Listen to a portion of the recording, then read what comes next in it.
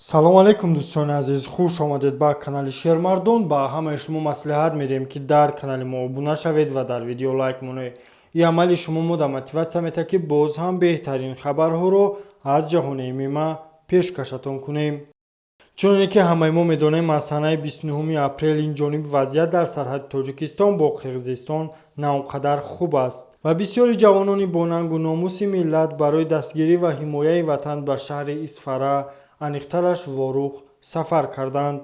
чуноне ки дар саҳифаи инстаграми яке аз варзишгарони машҳури ҷумҳурӣ Аъзам Ғафуров маълум мешавад, директори клуби Аҳмад Тоҷикистон Раҷабалӣ Баёнов бо ҳамроҳи якчанд варзишгарон аз қабили Аъзам Ғафуров, Саидо Самадов ба Ворух баҳри ҳифзи ватан сафар карданд.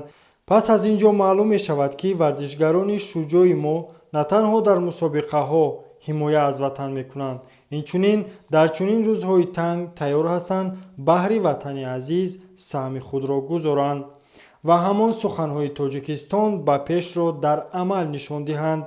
Аъзам Ғафуров дар инстаграми худ чунин навистааст: бародарони қирғиз ва тоҷик ҳеҷ гоҳ баҳонае барои ҷанг кардан намекуфтанд ва мо ҳеҷ гоҳ намехоҳем хуни мусалмоне дар ин моҳи бузурги Рамазон бирезад, аммо барои ватан мо ҷонамонро фидо мекунем.